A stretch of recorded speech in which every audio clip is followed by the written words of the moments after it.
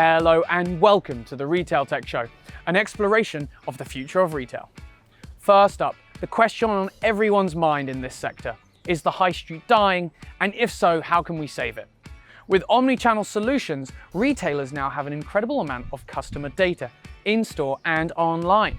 So we find out how they're using this data to provide a better customer experience and ensure future loyalty. We're kicking off with an insight from the company Valitor. My name's Angus Burrell.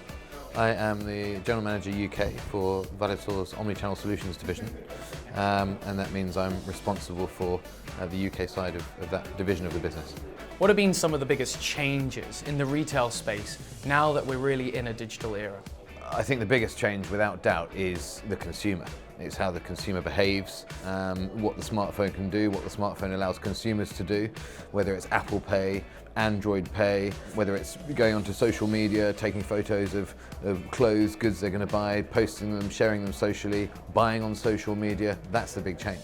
And I think that's something that, particularly in our space, we notice retailers have a big challenge and find it difficult to keep up with the pace of that consumer change in order to keep loyal customers, particularly in the younger generations.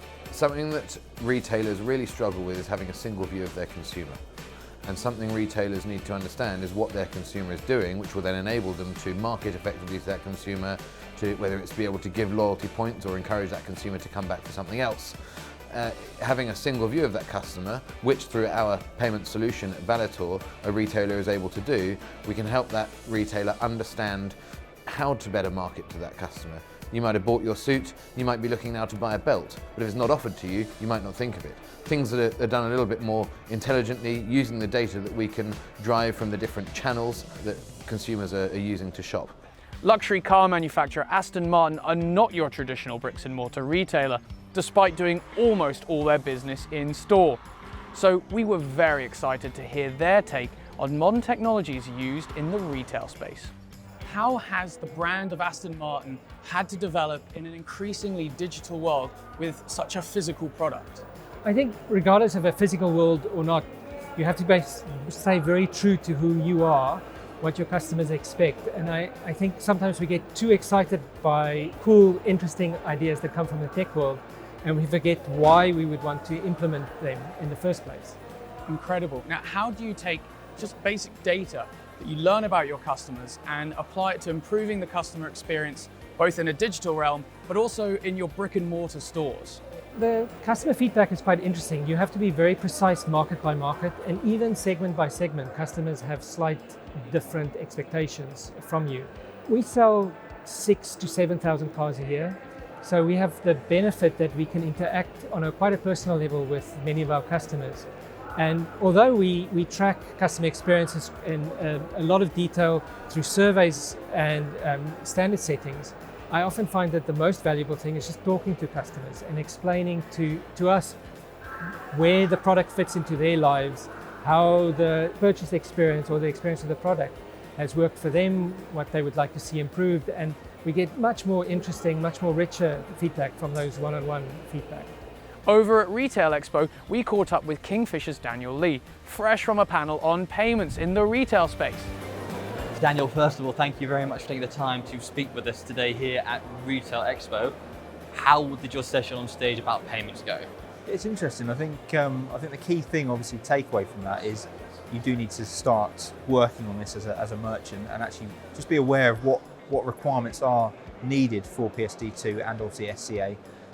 But essentially, yeah, it's great. It's good to see the engagement in the audience.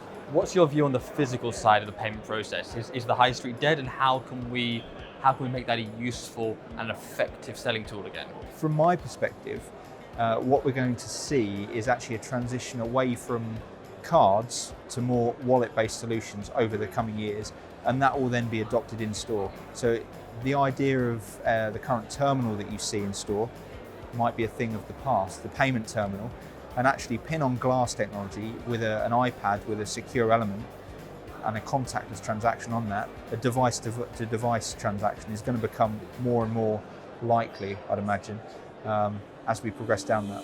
We posed the same question to our other interviewees. One thing that retailers haven't really been able to keep up with is how quickly the high street has died.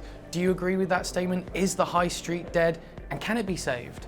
I think the high street can be saved, not necessarily to remain as we know it today. We've already seen certain brands start to use their high street shops, where people would traditionally go to make a purchase, really as showrooms.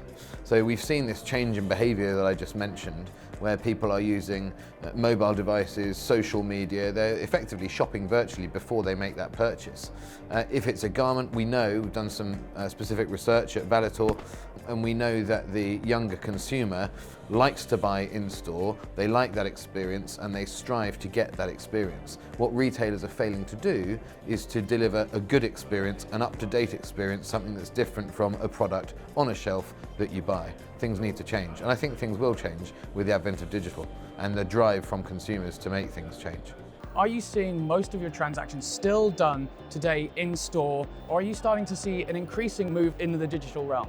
I think the digital realm has a role for us in where people come to play, it's where they get to know the brand. But because the way that we build cars for customers, it is still something that we expect customers would want to do in person. It's maybe the same way that you would have a bespoke suit made that you would expect to go to the tailor and have it fitted. I often quote the number that we have about 600,000 unique visitors to our website every month. Now, obviously, they are not customers because of the annual volume of cars that we sell. And only 0.1% of them ask us to contact them after they've gone through the experience, which doesn't sound like a great conversion, but that is about 3,000 people a month, which is not a bad number if you think of the number of cars we want to sell every year. So the role of the website and the car configurator is firstly to engage with customers today, and maybe customers that will be ready to buy in 5, 10, 15 years. And frankly, that is not a problem. And then once a customer has indicated that they would like to start talking to us, especially the ones that we've not met before, then our job is to make sure that journey is as frictionless and as rewarding as possible. So I don't see brick and mortar and digital as two different parts of the experience. I would not be surprised if a customer walks into one of our brick and mortar stores and then goes online to see a video or something. So I don't think the world is so perfectly split between the two options. The high street is moving towards being an experience, a destination, somewhere to go, rather than necessarily somewhere to turn up and buy something and go back. You see, something consumers want is to be able to go out for the day and enjoy themselves, not to think about the fact that they're going out specifically to make a purchase. Oh, it's Christmas. Oh, it's my dad's birthday, I've got to buy something. But if I'm out on the high street anyway, enjoying my experience, perhaps I'll be more engaged, more inclined to want to make that purchase. And if retailers think about digital a bit more seriously and bring digital to the high street, an area where we haven't traditionally seen digital, it's been going in and out for the last few years, but I think if retailers really consider that and bring a digital experience to the high street more and engage with consumers as they want to be engaged, then we're likely to see a growth of the high street rather than the opposite. Experience now is more important than anything. So the experience of our customers in store outweighs anything else that we do, and that's the driver for every option we sort of assess and every route we take. So it sounds like the high street experience is still desirable. We wanted to find out how omnichannel technology could help retailers provide this for their customers going on from 2019 and beyond. So can you really give us a bit of background to the difference between multi-channel and omni-channel and why it's so critical in today's ecosystem? Omnichannel is really critical, and it's a big difference between multi-channel actually.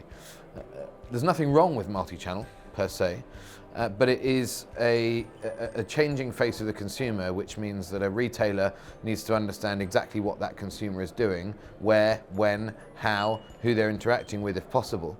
And the difference between multi-channel and omni-channel is that a multi-channel solution would enable a retailer to let a consumer buy in different places, but behind the scenes, none of that would be joined up.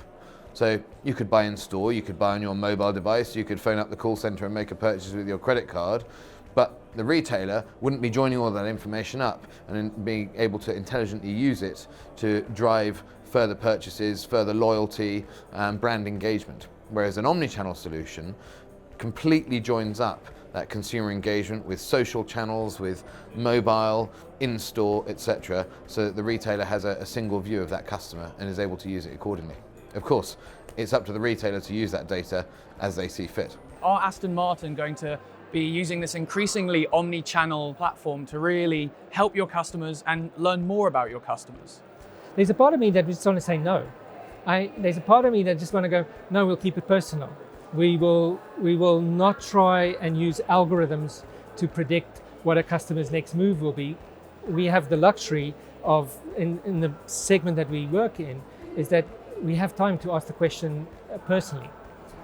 That is, of course, just half of the answer, because there are many data points that we can learn from, many insights that we can gain from the analysis. So it is a two-way street, but it has to work within our customer engagement process. And if we become too slavish in the analysis of the data and we lose the spirit of the brand, or that spark of interaction between a customer and the brand, obviously that's not what we want. So are we going to start seeing a few more digital technologies in store? Provided that it works in store. So the visualization of how a car is configured step by step is really useful, and it's a way that we can show a customer, well, if you choose this interior, this is what this color could be. We could change the color of the safety belt, and then that could change the atmosphere like this. We could bring a contrast stitching into the pattern, and this, so that ability to visualize the options for customers, helping them through the process of making the car suit their needs and their taste perfectly. We already do, and it's a wonderful way to see how customers experience the product. It is quite a difficult process to specify, to be frank.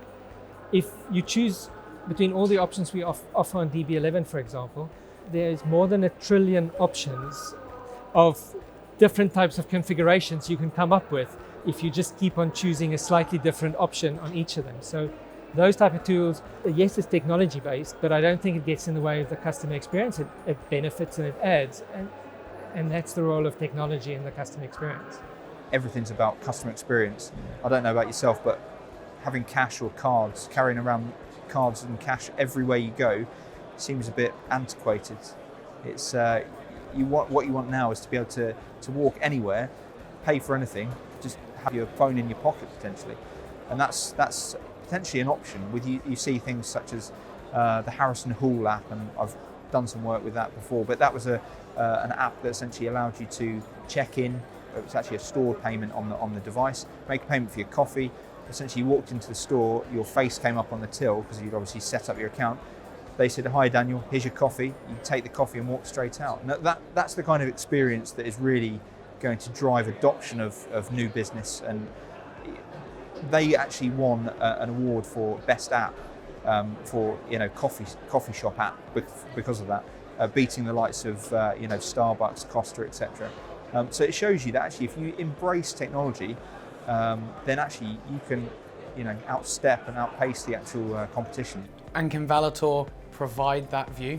Absolutely, Valitor can provide that with the omnichannel solution that we have. It's a very new solution. It's joined up a built-for-purpose point-of-sale payment gateway and an e-commerce payment gateway, specifically designed for both of those purposes. And we've joined it up with a secure omnichannel tokenization vault, so that we get single view of that consumer, regardless of what payment method they're using, regardless of where they're shopping, regardless of country, currency, value, etc. Allowing a retailer to use all of that data to put it into other systems that they have and effectively market back out to that consumer, or indeed allow them to get something refunded in store when they purchased online, or vice versa.